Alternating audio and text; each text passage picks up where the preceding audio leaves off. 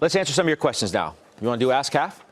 We did get some write-ins, and I'm coming to you first, Jim. Yeah. Mike in Colorado, Abbott, great company that has nothing to do with China trade deal. Why is it selling off, and do you like it here? Not much of a sell-off here. I mean, I think Abbott's really hung in there quite well. This is a high-quality name in a space, as we were just discussing, that most of us like, and I like it too. So I'd stick with Abbott here. Okay. Kevin, got one for you from Sid in San Francisco. Great city. Is Pinterest a good buy at these levels? No. No, it isn't.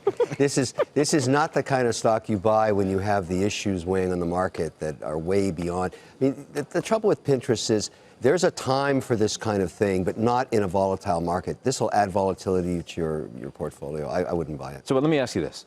I'm guessing that you could get an allocation on some of these IPOs if you so wanted. Yes. I would think so, right? Yeah. Give me Mr. Wonderful. Yes. On Shark Tank. Yeah. CNBC guy. Yes, I get allocation. You didn't try and get an allocation for any of the IPOs that have come public thus far? Not Zoom, not Pinterest, not Lyft, not Uber? You know, Zoom was interesting, and we looked at it for a long time, but you're paying an insane multiple on that one. Beyond insane, it's on another planet. They're profitable, though. Yeah, but just because you're profitable doesn't, you got to buy right. At some point, if their growth slows, you're going to get slaughtered in that stock. I'm not saying it's a bad company, but the rest of the stuff, it's just spec. I'm a cash flow guy. I got to see cash flow. Tell me what multiple of cash flow I'm paying for it. All these guys were calling me on Uber. I said, how can you price it?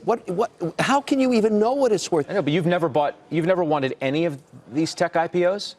No, because I'm not going to pay you 160 times no cash flow. Not Twitter, not Facebook? No. I want to pay market multiples for cash flow with a program where they return capital to me either through stock buyback or dividends. I have done this for years now and have done very well, and I've maintained with the indexes. I don't have to own garbage. I want to own real cash. Don't mean garbage. I didn't mean it that way. I don't want to own speculation. I want to own cash flow. Cash flow. All right. Let me just point out, the Dow right now is down 600 and just about 80 points. So we're calling a new low for the day as we toss you a question, Steph, from Track in L.A., Los Angeles. Chevron, what's your current view on Chevron right now? I actually like it. The stock fell 9% when it announced the Anadarko deal because people didn't like that they were spending all that money. The assets are mixed. I actually think it's better fit under Oxy, the Anadarko assets. So now that they don't have Anadarko, they have fine assets. They have a great dividend, good balance sheet, and they just increased their buyback to $5 billion. And I actually bought some on the pullback, so I like it. Okay, let's end with a new. We just got another question in, so we'll do it. And it's for you. It's from David in New York. Says, "Quote Farmer Jim, are you buying more Intel?" Hey, David, I think Intel is a buy here. I mean, can I speak any more clearly than that? I think the chip sector is where you should have some money within it. I like the low beta play of Intel over the NVIDIAs, the AMDs, the Microns. I get those things will skyrocket, okay? This is safer. It's about 10 times earnings, 3% dividend yield. Yes, okay. I like it. So you like the chips here. Yep.